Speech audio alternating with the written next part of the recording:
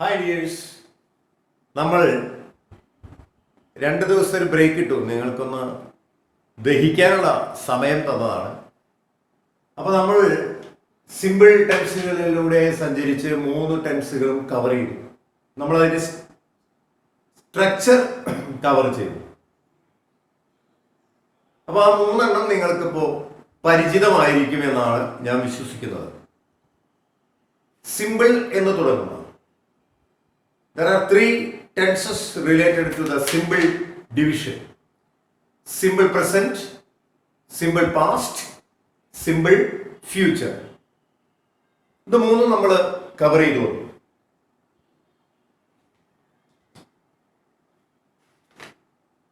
അപ്പൊ അതില്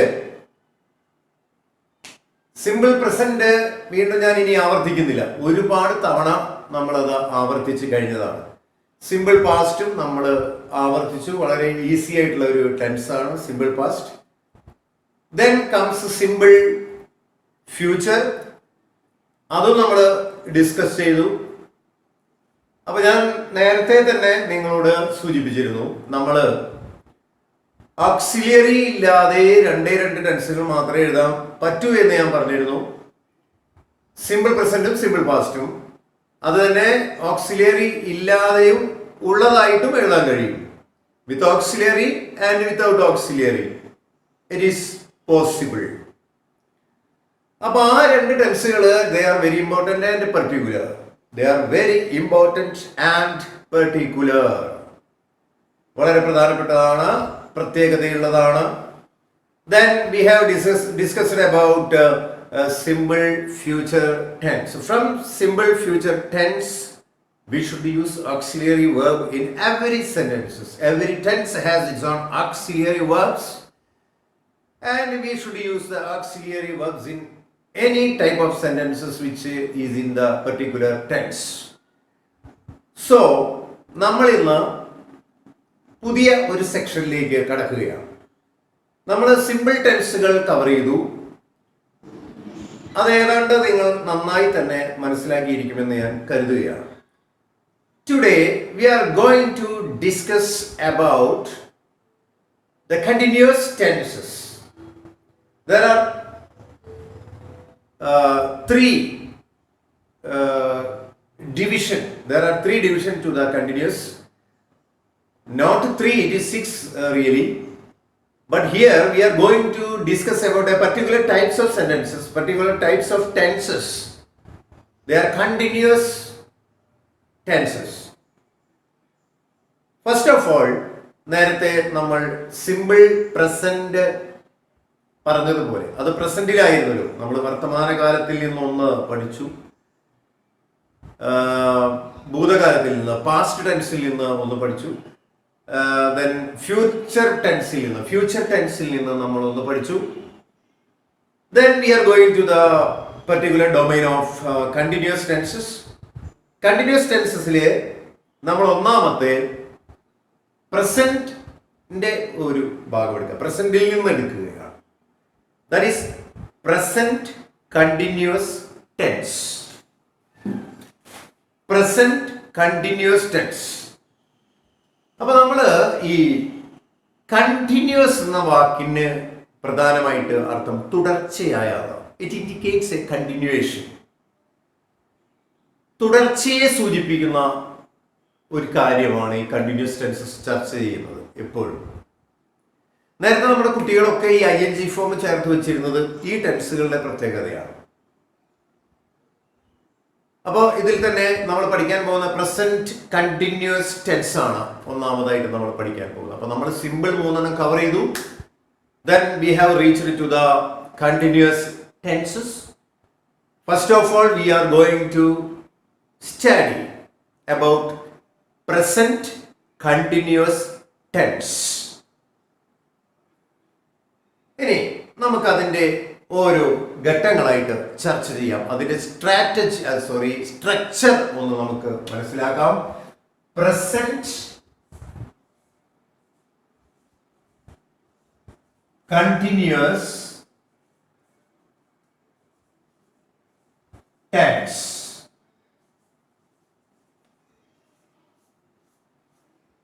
present continuous tense. അതിന്റെ പേരിൽ നിന്ന് തന്നെ നമുക്കതിന്റെ ഒരു സ്വഭാവം മനസ്സിലാവും. പ്രസന്റ് ദാറ്റ് മീൻസ് വർത്തമാനകാലം. നമ്മൾ at the time of speaking an action is happening, that is it, continuously happening.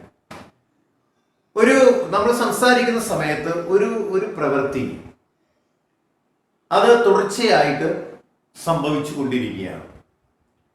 എന്തുകൊണ്ടോ നമ്മുടെ കുട്ടികൾ ഏറ്റവും കൂടുതൽ ഉപയോഗിക്കുന്ന വാചകങ്ങളൊക്കെ മിക്കവാറും ഇംഗ്ലീഷ് എഴുതുന്ന സമയത്ത് മിക്കവാറും ഈ ടെൻസുമായി കണക്ട് ചെയ്തുകൊണ്ടാണ്.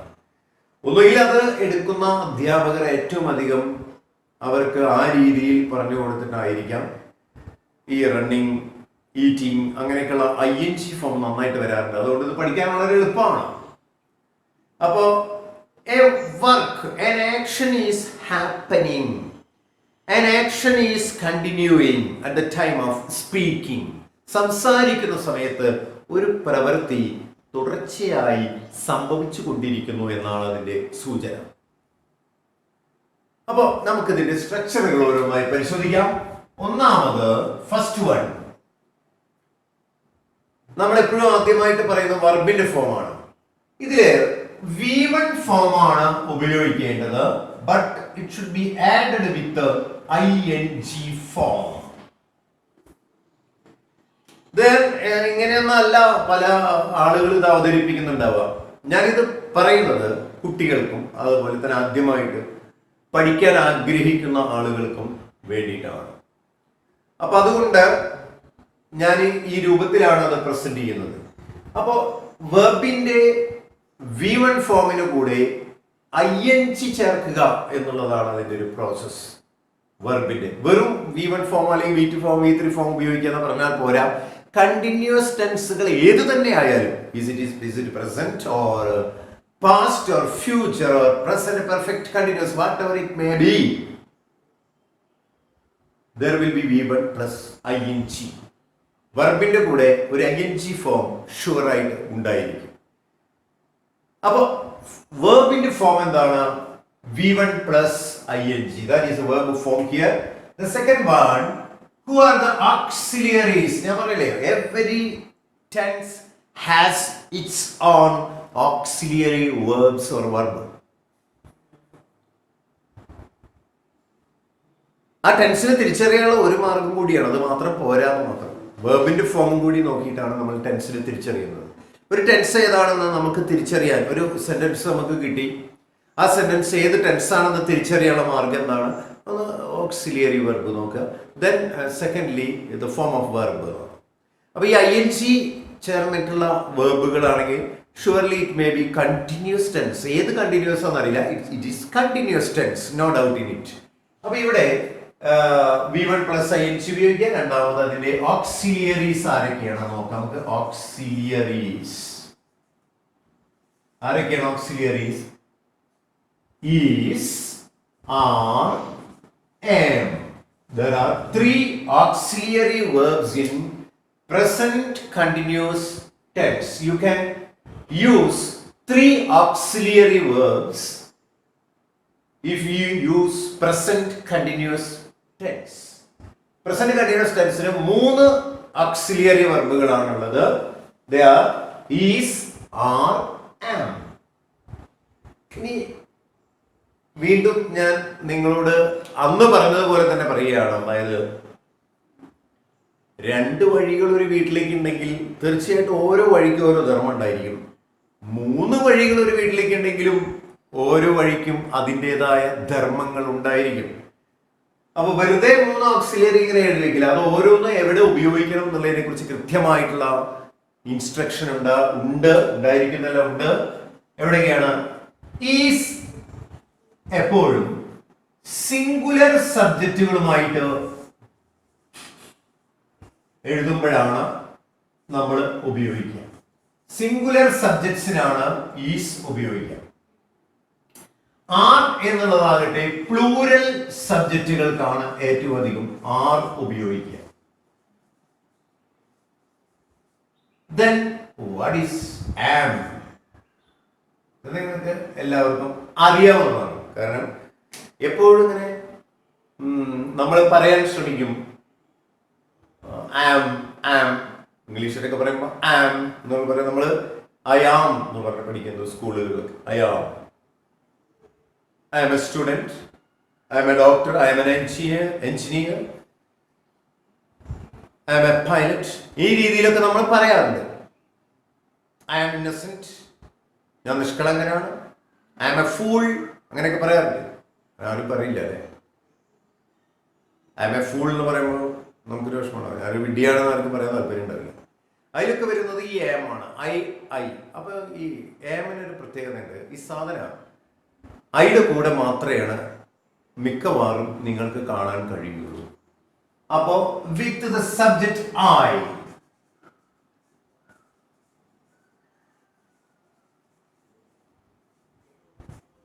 ഐ എന്ന സബ്ജക്റ്റിന് കൂടെ മാത്രമാണ് ഏമിനെ കാണാൻ കഴിയുക. പക്ഷെ ഈ ഐ അത്ര നല്ലവനല്ല. മൂപ്പർക്ക് ഒരുപാട് കൂട്ടുകാരുണ്ട്.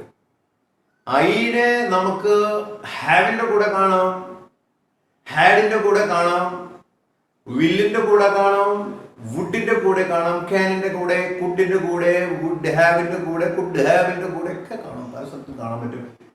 ആള് അങ്ങനെ ഒരു സുഹൃത്തിനെ കൊണ്ടിടക്കുന്ന ആളല്ല, നിരവധി സുഹൃത്തുക്കൾ. പക്ഷെ ആം അങ്ങനെയല്ല. ഈസ് വെരി ഹോണസ്റ്റ്,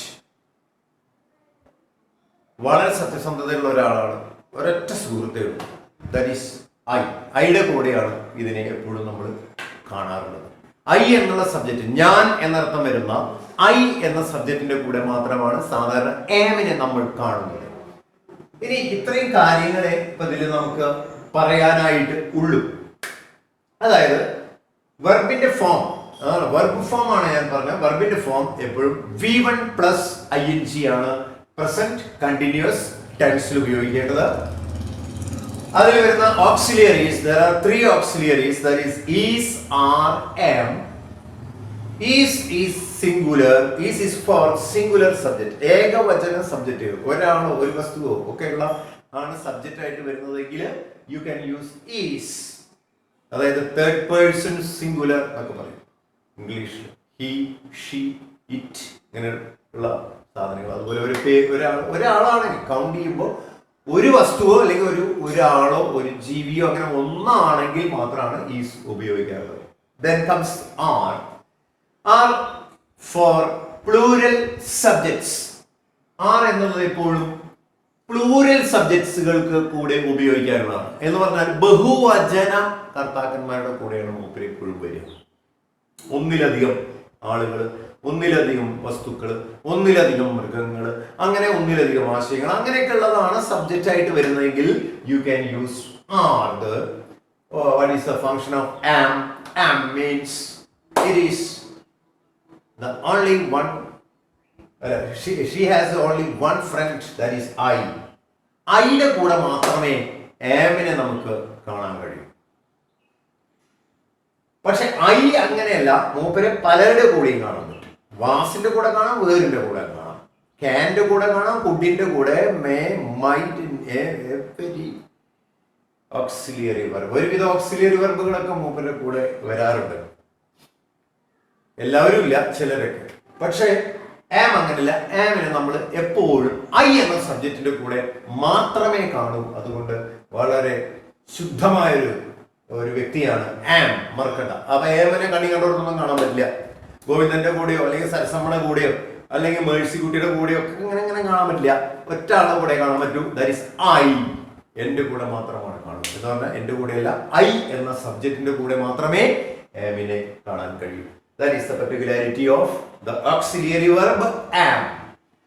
ഇത്രയാണ് നമുക്ക് പ്രസന്റ് കണ്ടിന്യൂസ് ടെൻസിനെ കുറിച്ച് പറയാനുള്ളൂ. ഞാൻ പറഞ്ഞല്ലോ, സിമ്പിൾ പ്രസന്റും സിമ്പിൾ പാസ്റ്റും പഠിച്ചു കഴിഞ്ഞാൽ നമുക്ക് വളരെ വേഗത്തിൽ പോകാം.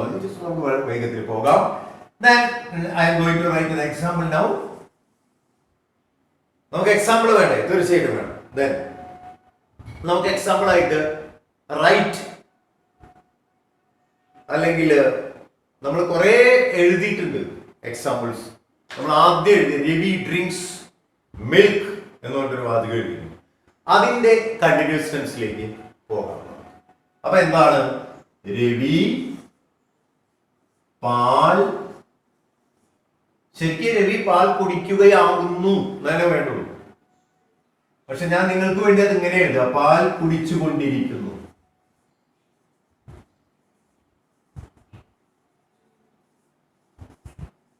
എന്തിനാ അങ്ങനെ എഴുതിയത് എന്ന് വെച്ചാൽ നിങ്ങൾക്ക് അതിന്റെ കണ്ടിന്യൂറ്റി മനസ്സിലാവാൻ വേണ്ടിയിട്ടാണ്, തുടർച്ച മനസ്സിലാവാൻ വേണ്ടിയിട്ടാണ്. രവി പാൽ കുടിക്കുകയാകുന്നു എന്ന് പറഞ്ഞാലും ശരിയാണ്. രവി പാൽ കുടിക്കുകയാകുന്നു, മനസ്സിലാവും? അത് മതി. രവി പാൽ കുടിക്കുകയാകുന്നു, അവൻ ഓടുകയാകുന്നു, അവൾ വായിക്കുകയാകുന്നു, അങ്ങനെയൊക്കെ പറഞ്ഞാലും മതി ഇതിന്. പക്ഷെ നിങ്ങൾക്ക് അതിന്റെ ഒരു കണ്ടിന്യൂറ്റി ഫീൽ ചെയ്യാൻ വേണ്ടിയിട്ട്, ഒരു തുടക്കക്കാരോ അല്ലെങ്കിൽ സാധാരണ ചെറിയ കുട്ടികളോ എന്നുള്ള നിലയ്ക്ക് അതിന്റെ ഒരു കണ്ടിന്യൂറ്റി, അതിന്റെ ഒരു തുടർച്ച നിങ്ങൾക്ക് ബോധ്യത്തിലാവാൻ വേണ്ടി മാത്രമാണ് ഞാൻ ഇങ്ങനെ മലയാളത്തിൽ എഴുതിയത്. രവി പാൽ കുടിച്ചുകൊണ്ടിരിക്കുന്നു. അങ്ങനെ വരുമ്പോ ഇതില് വർബ് കുടിച്ചുകൊണ്ടിരിക്കുക, കുടിക്കുക തന്നെയാണോ? കുടിക്കുകയാകുന്നു, കുടിച്ചുകൊണ്ടിരിക്കുന്നു എന്ന് വേണ്ട, കുടിക്കുകയാകുന്നു തന്നെ മതി. അപ്പോ വർബ്, സബ്ജക്റ്റ് രവി, ഓബ്ജക്റ്റ് എന്താണ് കുടിക്കുന്നത്? പാൽ. ദെൻ നമുക്ക് എഴുതാം രവി. രവി എന്ന് എഴുതി കഴിഞ്ഞാൽ സബ്ജക്റ്റ് ആയി. അപ്പൊ നമ്മൾ എപ്പോഴും ഇംഗ്ലീഷിൽ വാചകം എഴുതുമ്പോൾ SVO പാറ്റേണിലാണ് എഴുതേണ്ടത്. ഞാൻ വീണ്ടും ഓർമ്മിപ്പിക്കുകയാണ്. രവി കഴിഞ്ഞാൽ, രവി എന്നുള്ള സബ്ജക്റ്റ് കഴിഞ്ഞാൽ നമുക്ക് കിട്ടേണ്ടത് വെർബാണ്. വെർബ് ഇവിടെ വെർബ് എന്താണ്? ഈ കൊണ്ടിരിക്കുന്നു എന്നുള്ളത് കണ്ടിട്ട് പേടിക്കേണ്ട, കുടിക്കുക എന്നുള്ളത് തന്നെയാണ്. കുടിക്കുക എന്നുള്ളത് തന്നെയാണ്. കുടിക്കുക എന്നുള്ളതിന് ഡ്രിങ്ക് എന്നുള്ളതാണ് V1 നമുക്കറിയാം. അപ്പൊ അതിന് മുമ്പ് ഈ എസിന്റെയും വിയുടെയും ഇടയിൽ ഓക്സിലിയറി വരും. ഇനി എപ്പോഴും ഞാൻ പറഞ്ഞിട്ടുണ്ട്, ഇനി ഏത് ടെൻസ് എഴുതുകയാണെങ്കിലും അതിൽ ഓക്സിലിയറി വെർബ് വേണം. അപ്പൊ എസിന്റെയും വിയുടെയും ഇടയിൽ ആദ്യം തന്നെ വരും ഓക്സിലിയറി വെർബ്. രവി എന്നുള്ളത് ഏകവചനമായതുകൊണ്ട് നമുക്ക് ഏതെടുക്കാം? ഈസ്. രവി ഈസ്. ഇനിയാണ് വെർബ് എഴുതേണ്ടത്. What is verb? Drink. V1 form എന്ന് പറഞ്ഞാൽ ഡ്രിങ്ക് ആണ്. ഡ്രിങ്ക് പോരാ, ഈ ചങ്ങാതി വേണം. ആര്? ING. Ravi is drinking. എന്താ ഡ്രിങ്ക് ചെയ്യുന്നത്? മിൽക്ക്, പാല്. ഓക്കെ. ഇപ്പൊ ഇവിടെ എന്താ ചെയ്തത്? ഞാൻ നേരത്തെ നിങ്ങളോട് പറഞ്ഞു, സിമ്പിൾ പ്രസന്റ് കഴിഞ്ഞാൽ, അതുപോലെ സിമ്പിൾ പാസ്റ്റും കഴിഞ്ഞാൽ പിന്നെ ഏത് സെന്റൻസ് എഴുതണമെങ്കിലും you should use auxiliary verb. ഞാൻ നിരവധി തവണ പറഞ്ഞു കഴിഞ്ഞു. ഇപ്പൊ ഇവിടെ ഒരു വാചകം എഴുതുമ്പോഴും നമുക്ക് ഓക്സിലിയറി വെർബ് എഴുതിയേ പറ്റൂ, എന്നാലേ ആ ടെൻസ് ആവുള്ളൂ സാധാരണ. അപ്പോ രവി സബ്ജക്ട്, ഉടനെ അതിന് സ്യൂട്ടബിൾ ആയ ഓക്സിലിയറി വെർബ് അവിടെ എഴുതണം. That is. നമുക്കറിയാം ഈസ് ഫോർ സിംഗുലർ സബ്ജക്ട്. ഏകവചന സബ്ജക്റ്റിന് ഈസ് ആണ് എഴുതുന്നത്. അപ്പൊ Ravi is drinking what? Milk. ഇപ്പൊ ഇവിടെ drinking verb, Ravi subject, what drinking, എന്ത് കുടിക്കുന്നു? Milk object. അപ്പൊ SVO ആയി. ദെൻ നമുക്ക് മിൽക്ക് എന്ന് ഉത്തരം കിട്ടണമെങ്കിൽ എന്തായിരിക്കണം ചോദ്യം? ഇനി മലയാളം എഴുതുക നിർത്തണം കേട്ടോ. എന്താ? രവി എന്ത് കുടിക്കുകയാകുന്നു എന്നാണ്. രവി എന്ത് കുടിക്കുകയാകുന്നു? രവി എന്ത് കൂടി എഴുതാൻ വേണമെങ്കിൽ, വീണ്ടും മനസ്സിലാവാത്തവരുണ്ടെങ്കിൽ, രവി എന്ത് കുടിക്കുകയാകുന്നു.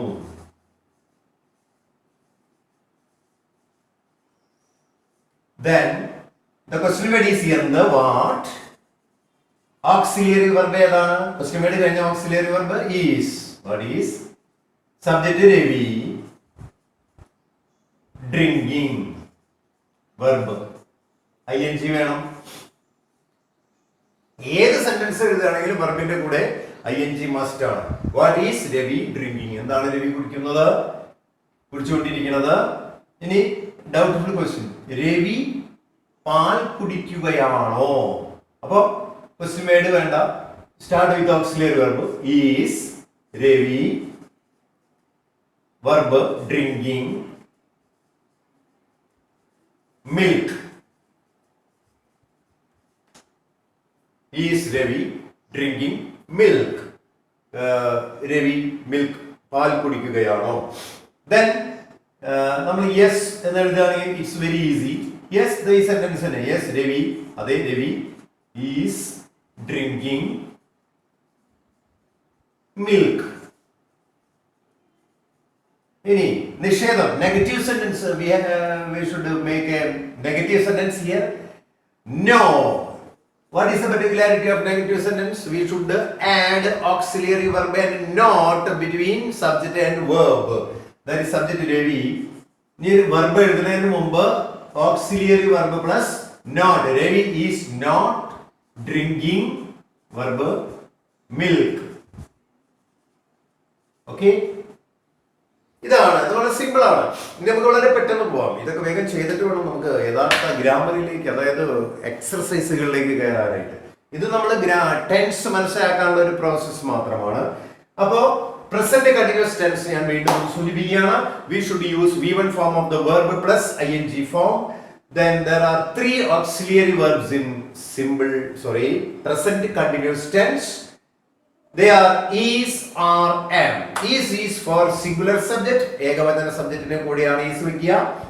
Are is for plural subject. ബഹുവചന സബ്ജക്റ്റുകൾ വരുമ്പോഴാണ് നമ്മൾ are ഉപയോഗിക്കുക. I എന്ന സബ്ജക്റ്റിന്റെ കൂടെയാണ് നമ്മൾ am എപ്പോഴും ഉപയോഗിക്കുക. ഇനി നമ്മൾ ഒരു എക്സാമ്പിൾ എഴുതി, രവി പാൽ കുടിച്ചു കൊണ്ടിരിക്കുന്നു. പാൽ കുടിക്കുകയാകുന്നു എന്ന് പറഞ്ഞാൽ മതിയോ? ഞാൻ നിങ്ങൾക്കത് മനസ്സിലാവാൻ വേണ്ടി അങ്ങനെ എഴുതിയതാണ്. അപ്പോ Ravi, suitable auxiliary verb is drinking milk. Ravi എന്ത് കുടിക്കുകയാകുന്നു? ചോദ്യം. What is Ravi drinking? Question വേണ്ട, auxiliary subject verb. എല്ലാ വെർബിന്റെ കൂടെ ing ഉണ്ടാവും. കണ്ടിന്യൂസ് ടെൻസിലെ ഏത് വെർബിന്റെ കൂടെ ing ഉണ്ടാവും. ഇനി doubtful question. Is Ravi drinking milk? Ravi പാൽ കുടിക്കുകയാണോ? Yes. Ravi is drinking milk. നിഷേധം. No. Ravi is not drinking milk. ഇവിടെ auxiliary plus not. Okay?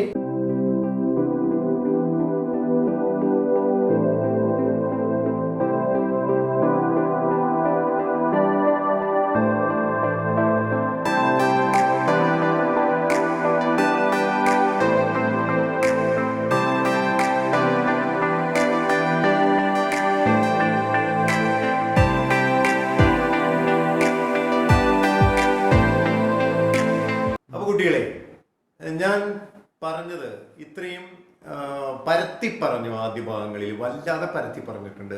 എന്നാൽ തന്നെ നിങ്ങളത് എൻ്റെ സാന്നിധ്യമില്ലാതെ മനസ്സിലാവുള്ളൂ. പിന്നെ ഒരു തുടക്കക്കാരന്, ഒരു ജസ്റ്റ് എഴുതാൻ റൈറ്റിംഗ് സ്കില്ല് വിത്ത് ഗ്രാമർ വേണമെന്ന് ആഗ്രഹിക്കുന്ന ഒരാൾക്ക് ഇംഗ്ലീഷ് മനസ്സിലാക്കി കൊടുക്കുക എന്നൊരു ഉദ്ദേശം കൂടി എനിക്കുണ്ട്. അപ്പോൾ ഞാനത് വല്ലാതെ പരത്തി പറഞ്ഞിട്ടുണ്ട്. ബോറടിച്ചിട്ടുണ്ടാവും ചിലവർക്ക്, സ്വാഭാവികം. അതിന് കാരണം എന്താ വെച്ചാൽ തുടക്കം നമ്മൾ അങ്ങനെ ചെയ്താലേ പറ്റുള്ളൂ. ഇനി വളരെ ഈസിയാണ്. ഇനി ഹൈ സ്പീഡിൽ നമ്മൾ പോവും. ഇനി നമ്മൾ ഒരു ചെറിയ പ്രോബ്ലത്തിലേക്ക് എത്തുക. ഇതിൻ്റെ ഇപ്പം നമ്മൾ ഈ കണ്ടിന്യൂസ് ടെൻസിലെ ഇനി ഒന്നും കൂടി കഴിഞ്ഞ് അടുത്തത് എടുക്കുമ്പോഴാണ് അവിടെ ചെറിയൊരു കാര്യം ശ്രദ്ധിക്കേണ്ടതുണ്ട്. അങ്ങനെ പോയി കഴിഞ്ഞാൽ പെട്ടെന്ന് ഇനി നമ്മളിത് ഈ 9 എണ്ണം പൂർത്തിയാക്കും. ബാക്കി 3 എണ്ണം ഡീറ്റെയിൽ സ്റ്റഡി ആവശ്യമുള്ള 3 ടെൻസുകളാണ്. അപ്പോൾ ആ ഫസ്റ്റിലെ 2 എണ്ണം നമ്മൾ അതിന്റെ സ്ട്രക്ചർ മനസ്സിലാക്കി വരുമ്പോൾ അതിന്റെ അതേ സ്ട്രക്ചറുകൾ തന്നെയാണ്. ഓക്സിലറി വെർബ് മാറുന്നു, ഫോം ഓഫ് വെർബ് മാറുന്നു. ഇത്രയേ ഉള്ളൂ. ടെൻസുകൾ വ്യത്യാസപ്പെടുന്നതിനനുസരിച്ച് ഓക്സിലറി വെർബ് ചേഞ്ച് ആകുന്നു, വെർബ്സ് ചേഞ്ച് ആകുന്നു. ഇത്ര മാത്രമേ ഉള്ളൂ. അപ്പൊ ഇനി നിങ്ങൾ ചെയ്യേണ്ടത്, ഞാനൊരു പ്രത്യേക വാചകം നിങ്ങൾക്ക് തരുന്നില്ല. നമ്മൾ ഒരുപാട് വാചകങ്ങൾ ഇപ്പോൾ കൈകാര്യം ചെയ്തിട്ടുണ്ട്. റീഡ് ഉപയോഗിച്ചിട്ട് നമ്മൾ സെന്റൻസ് എഴുതിയിട്ടുണ്ട്. റൈറ്റ് ഉപയോഗിച്ച് സെന്റൻസ് എഴുതിയിട്ടുണ്ട്. ഡ്രിങ്ക് ഉപയോഗിച്ച് സെന്റൻസ് എഴുതിയിട്ടുണ്ട്. അതേപോലെ തന്നെ ഈറ്റ് ഉപയോഗിച്ച് സെന്റൻസ് എഴുതിയിട്ടുണ്ട്. പല സെന്റൻസുകളും പല ടെൻസുകളിലും നിങ്ങൾ എഴുതിയിട്ടുണ്ട്. ആ സെന്റൻസുകളെ നിങ്ങൾ പ്രസന്റ് കണ്ടിന്യൂസ് ടെൻസിലേക്ക് മാറ്റി നോക്കുക. നിങ്ങൾക്ക് ഇഷ്ടപ്പെട്ട 2-3 എണ്ണമൊക്കെ എടുത്ത് മാറ്റി നോക്കുക. അപ്പോൾ എന്ത് കിട്ടുന്നു നോക്കുക. അതിന് ശരിക്കും അതിന്റെ വെർബ് ഫോമുകൾ മറ്റൊക്കെ ഞാനന്ന് ഡീറ്റെയിൽ ആയിട്ട് പറഞ്ഞിട്ടുണ്ടല്ലോ. റീഡ് എന്നുള്ളത് നമ്മൾ ഉപയോഗിച്ചിട്ടുണ്ട്. സിങ് ഉപയോഗിച്ചിട്ടുണ്ട്. പാടുക എന്നുള്ളതിൻ്റെ ഉപയോഗിച്ചിട്ടുണ്ട്. അപ്പോൾ ഇതിൽ സിംഗിങ് എന്നൊക്കെ വരും, ഇതിലേക്ക് വരും. റീഡ് ആണെങ്കിൽ ഇതിൽ റീഡിങ് എന്ന് വരും. ing ഫോം ഉണ്ടായിരിക്കും കണ്ടിന്യൂസ് ടെൻസുകളിലൊക്കെ. അത് നിങ്ങളത് സ്ട്രക്ചർ എഴുതി പഠിക്കുക. പിന്നെ അതിൻ്റെ എക്സാമ്പിൾ നിങ്ങൾ എഴുതി തയ്യാറാക്കിയിട്ട് എനിക്ക് അയച്ചു തരൂ, ഞാൻ നോക്കിക്കോളാം. നന്നായിട്ട് ശ്രദ്ധിക്കുക. അപ്പോൾ നമ്മൾ ഇത് കഴിഞ്ഞ് ഈ 9 ടെൻസ് നമ്മൾ കവർ ചെയ്ത് കഴിഞ്ഞാൽ പിന്നെ നമ്മൾ ഗ്രാമറിൻ്റെ ലോകത്തേക്ക് കയറുകയാണ്. കാരണം അവിടെ കയറി കഴിഞ്ഞാൽ നിങ്ങളോട് എനിക്ക് ചോദിക്കാം ഇതേതാ ടെൻസ്. അപ്പം നിങ്ങൾ ആ വാചകം കണ്ടിട്ട് പറയണം എന്നോട്, ഇതാണ് ആ വാചകത്തിൻ്റെ ടെൻസ്. ആ കപ്പാസിറ്റി നിങ്ങൾക്കുണ്ടായാൽ നിങ്ങൾ പുലികളായി. പിന്നെ നിങ്ങൾക്ക് പഠിക്കണം എന്നൊരു ഒറ്റ ആഗ്രഹം ഉണ്ടായാൽ മതി. എനിക്കറിയാവുന്നതൊക്കെ ഞാൻ നിങ്ങൾക്ക് പകർന്നു തരുന്നതാണ്. നമുക്ക് കുറേ സഞ്ചരിക്കാനുണ്ട്, പലവിധ ഗ്രാമാറ്റിക്കൽ തിയറികളിലൂടെ സഞ്ചരിക്കാനുണ്ട്, പലതരം സെൻറ്റൻസുകൾ, സ്ട്രക്ചറുകൾ അതിലൂടെയൊക്കെ സഞ്ചരിക്കാനുണ്ട്. രസകരമായിട്ട് നമുക്കത് മുന്നോട്ട് പോകാം. ഇനിയും സ്കൂൾ തുറക്കാൻ ദിവസങ്ങൾ നീളും എന്നാണ് തോന്നുന്നത്, അറിയില്ല. അപ്പോൾ അത് നമുക്ക് മുതലാക്കാം. നിങ്ങൾ when you come to the 7th standard you should be fit in the case of English grammar. ഗ്രമേറിയന്മാരായിട്ട് വരിക, സ്കൂളിലേക്ക് കേമത്തികളും കേമന്മാരുമായിട്ട് വരിക, അതാണ് എൻ്റെ ലക്ഷ്യം. അപ്പോൾ നമ്മളിന്ന് പ്രസൻറ്റ് കണ്ടിന്യൂസ് ടെൻസ് പറഞ്ഞു, simple present, simple past, simple future, present continuous കഴിഞ്ഞു. നാളെ പാസ്റ്റ് കണ്ടിന്യൂസ്, നാളെ തന്നെ അത് ഇതിൽ അപ്ലോഡ് ചെയ്യുന്നതാണ്. അങ്ങനെ ഒരു 2-4 ദിവസം കൂടി കഴിഞ്ഞ് കഴിഞ്ഞാൽ നമ്മൾ ഈ 9 ടെൻസ് കംപ്ലീറ്റ് ചെയ്യും. അത് ചെയ്ത് കഴിഞ്ഞാൽ നമുക്ക് ഏത് ഗ്രാമർ തിയറീസും ഏത് ഗ്രമാറ്റിക്കൽ പ്രോബ്ലവും നമുക്ക് കൈകാര്യം ചെയ്യാൻ തുടങ്ങാം. All the best.